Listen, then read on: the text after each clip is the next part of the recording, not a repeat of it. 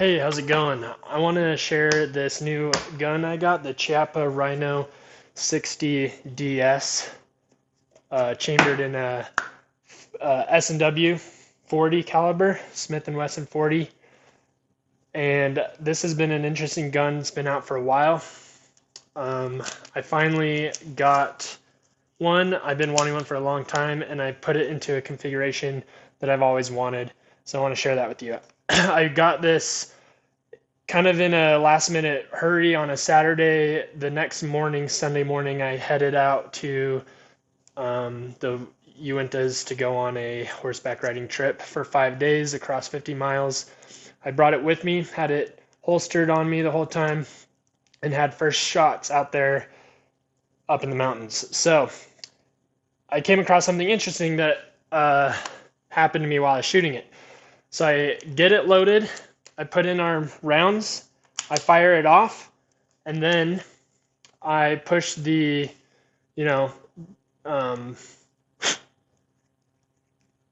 cylinder cartridge extractor rod to get rid of the empty casing, and they're stuck in there. It doesn't come out. So I have to get a stick and poke it through the cylinder in order to get the rounds out. So I'm thinking, okay, is this designed wrong? Am I missing the extracting rod piece? Maybe this extracting rod is for a smaller caliber accidentally or something. I don't know what the deal is. Look online when I get home. I can't figure anything out. Nothing online about it. It's quite ridiculous, honestly. So I sent in a request. Turns out the gun came with these moon rings, or what they've called, similar to like a quick load, except it's just a tiny little metal thick piece that you can put in your rounds. The challenge with it is that it is very difficult to put in your bullets in and out. So you have to use this little plastic piece to pull out your shells from this moon ring. It's just a little metal circle. So you pop in your rounds into this moon ring, depending on the round, how it's made. So I have these defense gold cased rounds for, defense that I put in there. They're harder to get in and out. And then I have these cheaper, lower grain aluminum casing full metal jacket rounds that are more affordable for practicing, and those go in and out quite easily. But it's hard to get the rounds in and out, and I ended up cutting my finger getting them in and out. So it's an interesting design. Maybe I'll get used to it. I can get these rounds in and out very easily with my fingers. I don't have to use, no, it's actually still kind of a hassle. You have to use this little plastic piece. So if you lose this, it's a challenge. So you take the rounds out. So instead of loading the rounds directly into the cylinder, you load this moon ring. It comes with 3 of them, which is kind of nice because then you can use them as a quick loader. So that's one benefit. So I can have 3 of these things loaded. Once the moon rings are loaded, it drops right in to the cylinder. Even better than a quick load, and then the extracting rod pops it up. So you load the moon ring, you put it in, you fire off your rounds, you can pop it off, and then you can put in another one. So you can go through, it's a 6-shooter, so you can get through 3 of these 18 shots actually fairly quickly. You can shoot 6, open up the cylinder, pop it out, put one in a couple seconds, shoot 6, open it up, pop it out. So you can get through 18 and switch them out fairly quickly, which is kind of nice. That's a benefit. Even though it's a 6-shooter revolver, you can pop this down, shoot it, pop it up, put another one in, shoot it, take it out, and put it in. So now it's in there. So that's interesting design. I didn't have the moon rings with me, so I used a stick to pop out the cylinder, the empty casing. So you can put casings directly in there, but they don't come out with the extracting rod. They get stuck. So that's interesting. Now, the configuration I wanted on this gun, because it is a 6-inch barrel, it has railings on the top and bottom. So I put a flashlight on the bottom, and I have a red dot scope on the top. Now, so that is the configuration I have set up. I ordered a large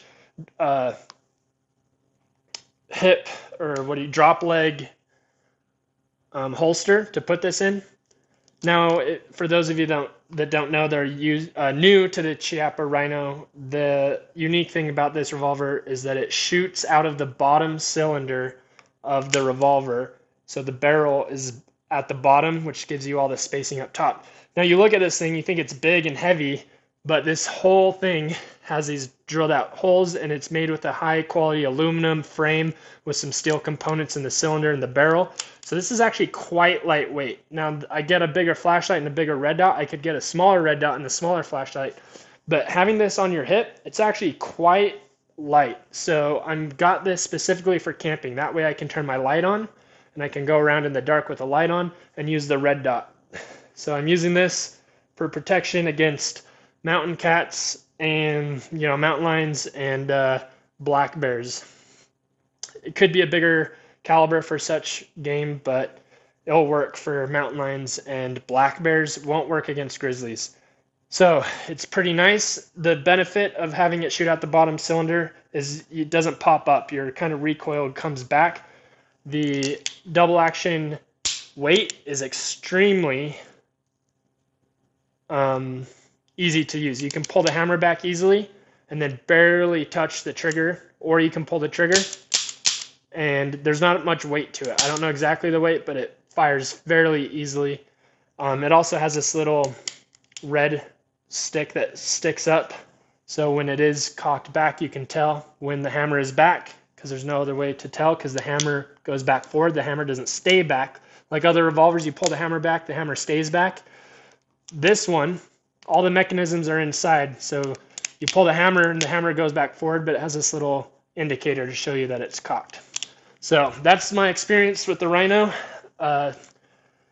chambered in Smith & Wesson 40 caliber 60DS. I'm going to go to the range and zoom in on my scope. So here's some clips of my first time shooting it and clips from the range while I adjust my red dot so I can get that honed in and accurate.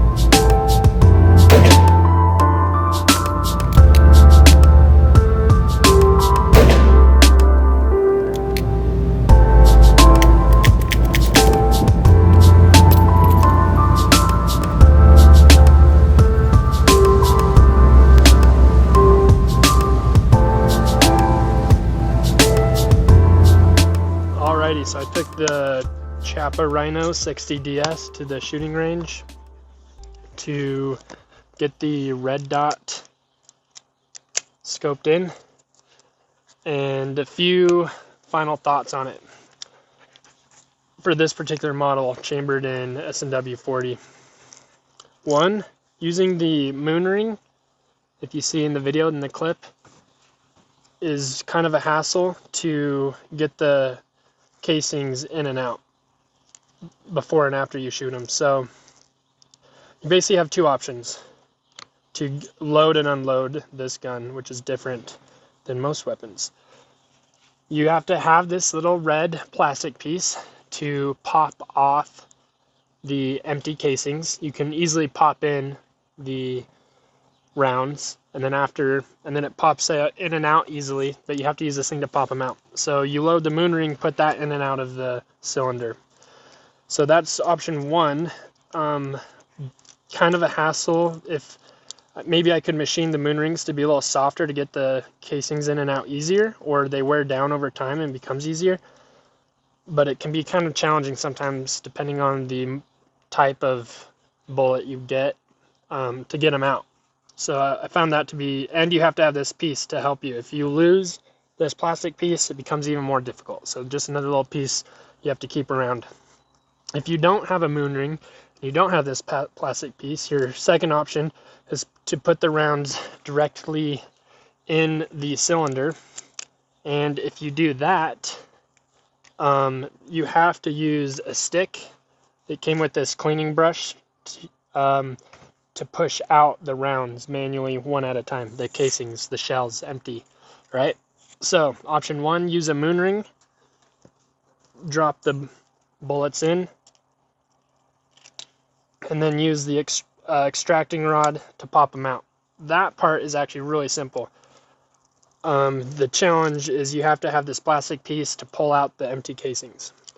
And then option two is put the rounds directly in the cylinder, at which point the extracting rod doesn't bring them out, and you have to use a stick of any kind. I used in the woods literally a tree branch stick, or better, this little brush, and you have to push them out.